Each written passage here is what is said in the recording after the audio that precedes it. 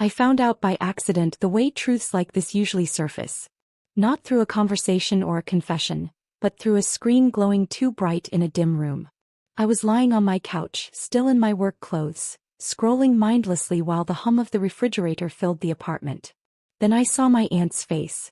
She was smiling into her phone camera, arm looped through my mother's, my father standing just behind them. They looked relaxed, proud, comfortable in a way I recognized because I'd paid for it. The caption read, "Family time. So grateful we finally don't have to support freeloaders." I blinked once, then twice. I tapped the video. My aunt laughed, loud and performative. "We've done everything for her," she said. "Some people just don't want to grow up." My mother nodded. "Always needing help. Always taking." My father added quietly, "Ungrateful." The word landed heavier than the rest. I stared at the screen as the video looped, my chest oddly calm, my pulse steady. I expected anger, hurt, something loud. Instead, I felt the clean edge of clarity. "My name is Lydia Mercer. I'm 27 years old, and I learned from a video my aunt posted online that my parents consider me an ungrateful freeloader. If this resonates with you, share your thoughts. It means more than you know." The irony would have been funny if it hadn't been so precise. For 3 years I'd paid their rent, their utilities, their groceries. I'd covered medical bills, car repairs, vacations they said were necessary for their mental health. I never announced it. I never asked for thanks. I just transferred the money and went back to my life. I remembered the first time I'd offered help. My mother had cried softly on the phone, saying things were tight. I'd wired the money that same afternoon. After that, it became routine. Expected. Invisible. Freeloader. I closed the app and set my phone face down on the coffee table. Outside, traffic hissed softly against wet pavement. A neighbor's TV murmured through the wall. Normal sounds, grounding and indifferent. I thought about the last dinner I'd had with them. How my mother had complained about the cost of groceries while eating food I'd paid for. How my father had joked about kids these days, living off their parents, while I silently picked up the check. I'd mistaken generosity for loyalty. That night I didn't sleep. Not because I was upset, but because my mind was busy recalibrating. Revisiting moments I'd brushed past before. Comments that hadn't sat right. Jokes that landed a little too sharp. A memory drifted in uninvited. Me at 19, working 2 jobs while my parents told relatives I was finding myself. I'd been funding them even then, though no one seemed to remember. By morning the video had spread. Messages trickled in from distant relatives, awkward and vague. "Saw something weird online. Are you okay?" No one defended me. No one corrected the narrative. I made coffee and watched steam rise from the mug, the smell rich and bitter. I didn't cry. I didn't rage. I opened my laptop instead. I pulled up bank statements, transfers, dates, amounts, a clear timeline of support stretching back years. I saved everything into a folder and labeled it simply, receipts. Then I drafted one email. It was short. Effective immediately, "I will no longer be providing financial support. Please do not contact me for money again."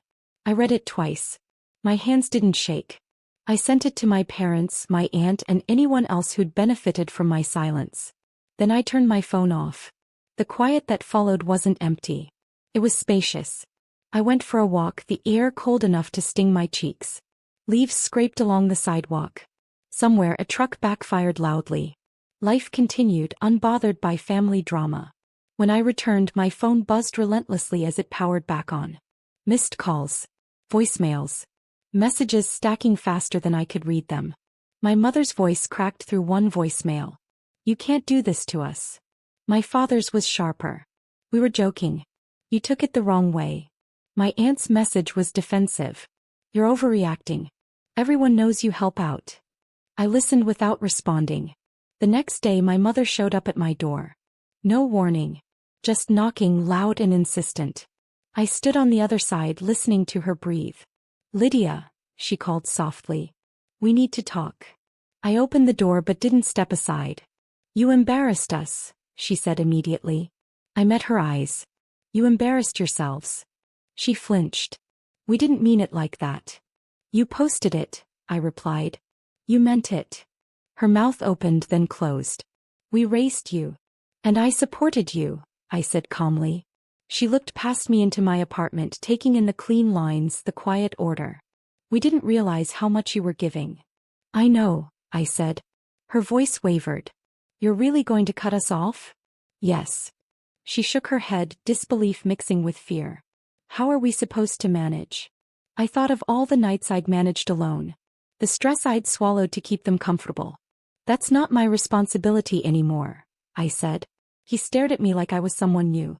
I closed the door gently. Inside, the apartment felt lighter. Not because money had stopped flowing, but because truth finally had. They'd called me a freeloader. I decided to show them what independence actually looked like. The first week after I stopped sending money felt unreal, like stepping off a moving walkway and realizing your legs still know how to carry you. My phone stayed loud for days, vibrating itself warm on the table, lighting up with names I no longer rushed to answer. I didn't block anyone. I just didn't respond. Silence, I learned, is not cruelty. It's information. My parents tried different tones. My mother cried one morning, left a voicemail about groceries and rent. That afternoon, my father sent a clipped message reminding me of everything we sacrificed. In the evening, my aunt switched strategies entirely, suggesting we meet for coffee, like adults. I declined all of it. Instead, I went to work. I focused on deadlines. I ate lunch outside, letting cold air clear my head. I paid my own bills and felt something unfamiliar settle in my chest. Relief. A memory surfaced while I waited for a crosswalk signal. I was 22, sitting in my childhood bedroom during a visit, overhearing my parents argue about money. My mother had said, "She'll help. She always does." I'd stood there quietly, already transferring funds on my phone before they even asked. That was the pattern. Crisis. Expectation. Compliance. Breaking it felt like tearing fabric that had been stretched too tight for too long. On the 5th day, my mother showed up again. This time she didn't knock. She rang the bell over and over until neighbors started opening their doors. I stepped outside before she could escalate it further. "You're humiliating us," she hissed. "No," I said calmly. "You humiliated yourselves online." She looked smaller up close, eyes rimmed red, coat too thin for the weather. For a moment, guilt pressed in. Then I remembered the video. The laughter. The word. Freeloader. "We were venting," she said. "Families complain." "You didn't complain," I replied. "You performed." She opened her mouth to argue, then stopped. "We need help," she said quietly. I shook my head. "You need accountability." Her face hardened. "So that's it? You're punishing us." "I'm stopping," I said. "There's a difference." She stared at me like I was speaking a language she didn't know. After she left, I sat on my couch and let the quiet settle again. The refrigerator hummed. A car alarm chirped briefly outside. Normal sounds returned, steady and indifferent. The second week was harder. Not because I missed them, but because the old reflex to fix things still twitched. When my mother texted about an overdue bill, my fingers hovered over the screen. When my aunt hinted at shared responsibility, my stomach tightened. I didn't cave. Instead, I opened the receipts folder again. I added new entries, not transfers but notes. Dates when I chose not to intervene. Evidence of restraint. One evening, my younger cousin called. We'd always been close in a distant way, bonded by watching the same dynamics play out from opposite sides. "I saw the video," she said softly. I closed my eyes. "I'm sorry you had to." "They're scared," she added. "I know." She hesitated. "They didn't think you'd stop." "That's the problem," I said. The call ended without drama. It was the first conversation that felt honest. By the third week, the narrative shifted. Whispers reached me through relatives. My parents were struggling. My aunt was confused.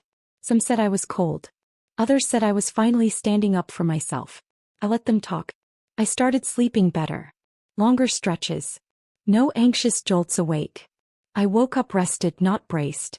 One night, as I cooked dinner for myself, the smell of garlic and oil filling the apartment, I realized how much emotional labor had gone into keeping my parents comfortable.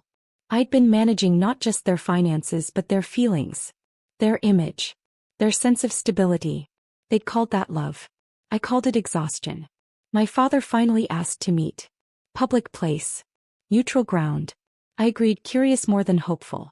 We sat across from each other in a quiet cafe. He looked older than I remembered. Smaller. You blindsided us, he said. I protected myself, I replied. He sighed. We didn't realize how dependent we'd become. That happens, I said, when help turns into entitlement. He nodded slowly. Your mother's having a hard time. I believe that, I said. So am I. He studied me. You're serious about this? Yes. He nodded slowly. Yes, he repeated for me like he needed to hear it aloud. The cafe hummed around us, cups clinking, a milk steamer hissing, quiet conversations blending into background noise. For the first time, I noticed how little space we actually took up together, how small our dynamic looked when stripped of urgency and guilt. I didn't raise you to abandon us, my father said. You raised me to survive, I replied.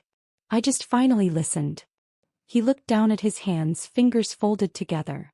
Your mother doesn't know how to adjust. I didn't either, I said gently. I had to learn. We parted without a resolution. No apology. No dramatic shift. Just an acknowledgement that something fundamental had changed. It felt honest. In the weeks that followed, the money request stopped. Not immediately, but eventually. When leverage disappears, habits are forced to evolve. I heard through relatives that my parents were downsizing. That my aunt had taken on more responsibility than she expected. That the narrative was changing, slowly, uncomfortably. I didn't correct it. My life settled into something quieter. I began to notice details I'd missed before. The way morning light pooled on my kitchen counter. The rhythm of my own breathing when no one needed anything from me. The relief of plans that didn't hinge on emergencies that weren't mine to solve. One afternoon I found an old notebook tucked into a drawer. Budgets. Calculations. Lists titled Help Mom and Dad. I flipped through pages filled with numbers and worry, then closed it and placed it in the recycling bin. That version of me had done her best. I didn't hate my parents. That surprised people when I said it out loud. Cutting off money didn't mean cutting off humanity. It meant ending a system that had taught them to see me as a resource instead of a person. My aunt tried one last time. A long message carefully worded. She apologized for the video but insisted it had been misunderstood. That they'd all been stressed. That I'd taken things too personally. I responded once. I'm not upset. I'm done. I blocked her afterward. Family gatherings changed shape. Some invitations stopped coming. Others arrived with disclaimers. I attended a few, skipped others. I learned I didn't need to prove anything by showing up. Presence was an obligation. At one dinner, a relative asked how my parents were managing. I shrugged. They're figuring it out. The conversation moved on. That night, lying in bed, I thought about the word freeloader. How easily it had been used. How quickly it had been believed. Labels stick when they justify comfort. They dissolve when receipts appear. I remembered paying their bills while skipping my own vacations.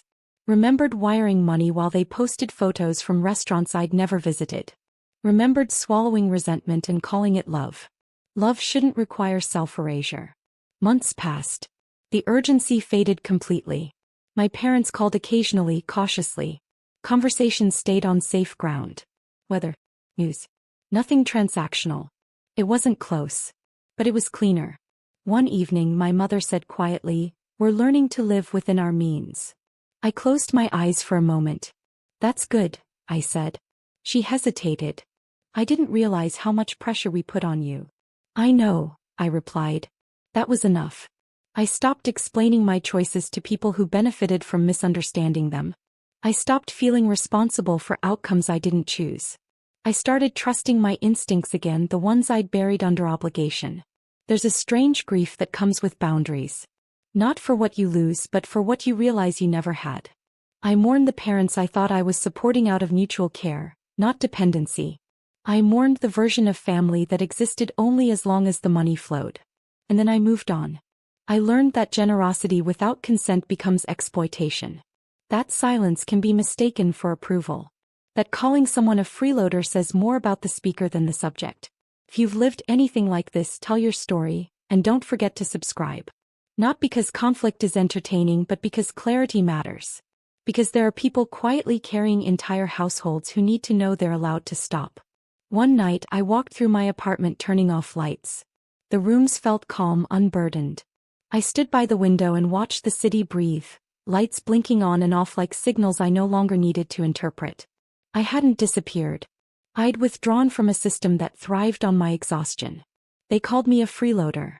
I became free. Sometimes boundaries teach the truth.